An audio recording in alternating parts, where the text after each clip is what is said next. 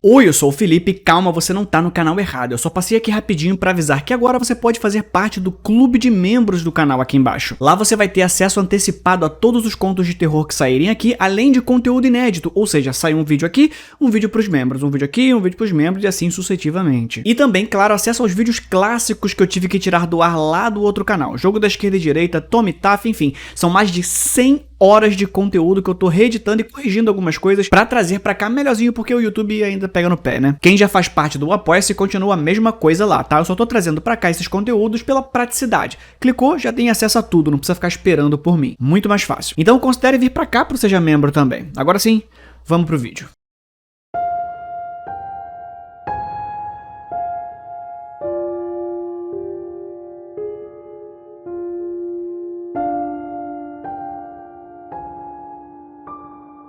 Que cara estranho, pensei, quando o Sr. Moreira entrou cambaleando pela primeira vez na minha sala de aula da sexta série.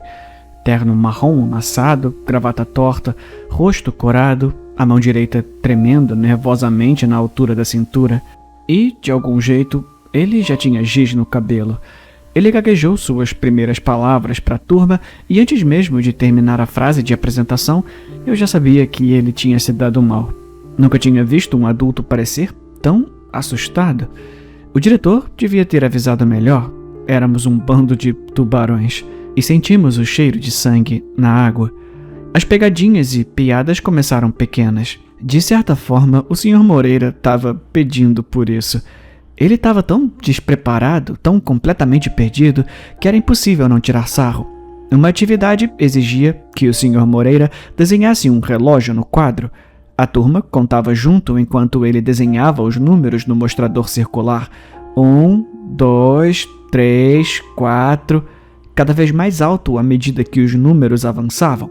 E, quando chegamos ao 12, continuamos. 13, todos gritaram em uníssono. O Sr. Moreira desenhou o número 13 no quadro com giz branco. A turma explodiu em gargalhadas, e o Sr. Moreira ficou vermelho de vergonha. Ele apagou o 13 timidamente, gaguejou algo incompreensível e sua mão trêmula deixou cair o apagador. Fez uma mancha de giz em formato de apagador nas suas calças. Nós rimos ainda mais. O Sr. Moreira pegou o apagador e começou a bater nas calças para tirar a mancha. O problema é que ele ainda estava segurando o apagador. A perna marrom da calça dele ficou toda branca. As crianças riam tanto que algumas caíram das cadeiras. Foi nesse momento que senti pena do Sr. Moreira pela primeira vez. Só que eu não conseguia parar de rir junto com os outros. Meus dois amigos, Carlos e Diego, eram os piores de todos. No começo, eles gostavam das clássicas. Taxinhas na cadeira do Sr. Moreira, virar todas as carteiras antes de ele entrar na sala, coisas assim. Mas suas pegadinhas logo evoluíram. Uma vez, o Sr. Moreira perguntou à turma qual era o resultado de 9 multiplicado por 5. Diego levantou a mão e mexeu os lábios, dizendo 45, mas não falou nada. Eu não consigo ouvir, disse o Sr. Moreira, caminhando mais perto. Diego mexeu os lábios de novo, parecendo confuso. Fala mais alto, por favor, disse o Sr. Moreira, a menos de 1 metro do rosto de Diego. 45! Diego gritou no rosto do Sr. Moreira. O Sr. Moreira deu um salto para trás e tropeçou em uma carteira, caindo no chão. A turma explodiu em risadas histéricas e foi aí que vimos uma pequena mancha de líquido na calça do Sr. Moreira, perto da virilha. O cara tinha se mijado. O Sr. Moreira se levantou rapidamente e saiu correndo da sala, mas não sem tropeçar mais uma vez. A classe estava em prantos de tanto rir. Todos menos eu. Eu não estava rindo dessa vez, mas também não o defendi. Não mandei ninguém calar a boca e deixar o coitado em paz. Eu simplesmente deixei acontecer. Naquela tarde, Diego, Carlos e eu fomos chamados ao escritório do diretor. Diego e Carlos eram uma dupla dinâmica das brincadeiras de mau gosto, mas como eu era amigo deles, acho que era culpado por associação. O Sr. Moreira estava sentado no canto, terno e gravata amassados, giz no cabelo, olhando para o chão. Eu senti o cheiro de urina no ar e Diego também. Ele fez questão de tapar o nariz exageradamente. A mão do Sr. Moreira tremia. O diretor nos deu um sermão de 10 minutos. Ele apontava o dedo no nosso peito e exigia que parássemos de atormentar o Sr. Moreira. Haveria graves consequências se não parássemos. O Sr. Moreira não disse nada. Diego lançou a ele um olhar de ódio o tempo todo. Eu não acredito que ele dedurou a gente. Diego sussurrou para mim ao sairmos do escritório do diretor. Havia veneno em sua voz. Diego e Carlos exigiram vingança. E muita. Eles rapidamente elaboraram a pegadinha das pegadinhas, a vingança suprema contra o Sr. Moreira por ter dedurado os alunos. Ele é um medroso, Diego zombou. Eu vou fazer ele se mijar tanto que vai se afogar nas próprias calças. Eu fui junto, sem querer. Na verdade, pensei que minha parte na pegadinha nem era tão importante assim. Me via como o motorista de fuga num assalto a banco. Eu não estava roubando o banco, não estava cometendo o crime. Claro, eu estava ajudando, mas não era grande coisa. Mas olhando para trás agora, eu era fraco demais para dizer não aos meus amigos. Eu deveria ter dito não. Mas quando Diego e Carlos explicaram o plano, eu apenas assenti e disse, ok. A minha parte era fácil, e o Sr. Moreira talvez nem soubesse que eu estava lá. De algum jeito, isso fazia parecer que estava tudo bem. A pegadinha das pegadinhas aconteceu numa terça-feira à noite. Diego ligou para o Sr. Moreira e fingiu ser o pai dele, exigindo uma reunião entre pais e professor na casa dele. O Sr. Moreira deveria saber que era uma armadilha, mas concordou em ir até a casa para falar sobre o comportamento do Diego. Estava tudo armado. Os pais de Diego não estavam em casa naquela noite. Era só eu, Diego e Carlos. Eu estava no porão, ao lado da caixa de fusíveis. Carlos estava comigo, sem conseguir conter as risadinhas. Ouvi a campainha tocar e passos no andar de cima. A porta se abriu e 2 pessoas caminharam até a sala de estar. Diego e o Sr. Moreira estavam sentados no sofá. Esperei meu sinal, que veio 1 minuto depois. Um estrondo alto. Diego tinha derrubado o abajur sem querer. Eu desliguei a chave geral da casa. Tudo ficou às escuras e teve mais passos. Diego disse ao Sr. Moreira que iria checar a caixa de fusíveis. Voltaria em 1 segundo. A porta do porão rangeu ao se abrir e passos ecoaram na escada. Diego estava descendo as escadas. Uma figura escura apareceu ao nosso lado. Era Diego. Vai, Carlos! Diego sussurrou. Carlos derramou xarope de milho na frente da camisa de Diego e ele abafou a risada enquanto Carlos colocava uma máscara de palhaço de borracha sobre a cabeça e pegava a faca de açougueiro. Anda, vamos fazer isso logo, Carlos disse, ofegante sob o látex. Diego subiu primeiro, cambaleando, com Carlos a uns 5 metros atrás. Eu segui a contragosto, a uma curta distância com uma câmera Polaroid e vi tudo se desenrolar. Diego apareceu na porta do porão, segurando o peito e chorando por ajuda. O Sr. Moreira correu até ele. Ah, meu Deus! O Sr. Moreira gaguejou, tocando no xarope de milho na camisa de Diego. O palhaço assassino, então, surgiu com uma faca de açougueiro levantada. O Sr. Moreira gritou e agarrou a camisa de Diego pela gola. Ela rasgou e o Sr. Moreira caiu no chão. Ele se arrastou para trás, tremendo contra a parede, ainda segurando a gola rasgada. Eu o vi tremer na escuridão. Vai logo! Diego gritou. Tira uma foto dele! Eu levantei a câmera, mas não consegui. Carlos fez uns barulhos monstruosos e se aproximou do Sr. Moreira. Nosso professor substituto chorava baixinho. Meu Deus! Disse Diego, apontando para o Sr. Moreira. Ele mijou no meu chão! Olhei para baixo e vi a urina escorrendo da perna esquerda da calça do Sr. Moreira.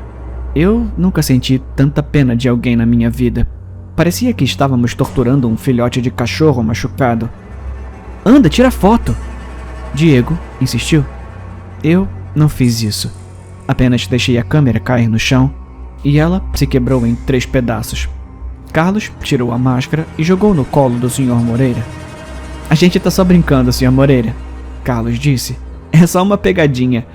O Sr. Moreira se apoiou na parede, se levantou e saiu cambaleando pela porta da frente, sem dizer uma palavra. No dia seguinte, o Sr. Moreira não apareceu na escola. Na verdade, ele nunca voltou. Nós esperávamos, todos os dias, que o diretor nos chamasse para prestar contas pela pegadinha, mas essa chamada nunca veio. Nossa turma recebeu um novo professor substituto e a vida na sexta série seguiu em frente. 3 semanas depois, um pacote chegou para nossa turma. Era uma pilha de deveres de matemática que o Sr. Moreira havia corrigido, mas nunca nos entregou. O novo substituto distribuiu as folhas de exercício, todas cuidadosamente corrigidas e marcadas, mas as de Diego e Carlos não estavam corrigidas como as da turma. Não havia marcações nem correções. O Sr. Moreira tinha apenas escrito a mesma coisa em ambas, com uma caneta vermelha e chamativa. Bom trabalho. Estou ansioso para ver mais de vocês em breve. Eu não recebi minha folha de volta. Procurei rapidamente no meu fichário e a encontrei, sem completar. Nunca fiquei tão feliz por ter esquecido de fazer meu dever de casa. Ah, que palhaçada! Diego resmungou. Ele amassou o papel e o jogou no chão. Carlos fez o mesmo. Eu guardei minha folha incompleta de volta no fichário e me perguntei o que o Sr. Moreira estaria fazendo naquele momento. Talvez estivesse sentado, sozinho, com a mão tremendo nervosamente ao lado e lágrimas escorrendo pelo rosto. Ou talvez estivesse afiando um machado. Eu estremeci, mas a imagem não saiu da minha mente. Coloquei a cabeça sobre o fichário e fechei os olhos. Desculpa, Sr. Moreira. Eu sussurrei para ninguém. Eu sinto muito, muito mesmo. Por anos, esperei pela vingança do Sr. Moreira. Achei que ele pularia de algum canto escuro na rua, ou imaginei ele colocando aquela máscara de palhaço e aparecendo aos pés da minha cama, com aquele machado que ele afiava nos meus devaneios, a mão direita tremendo como sempre, mas depois apertando o cabo de madeira. Ele crava um machado fundo no meu peito. Provavelmente eu mereceria isso, pelo que fizemos a ele, mas ele nunca veio. Eu cresci, terminei o colégio e depois a faculdade, casei e consegui um bom emprego. Diego e Carlos não tiveram tanta sorte. Diego estourou os 2 joelhos no colégio, perdendo sua bolsa de estudos no futebol. Cocaína virou seu remédio e escape. Ele ainda entrou na faculdade, mas abandonou depois de um semestre.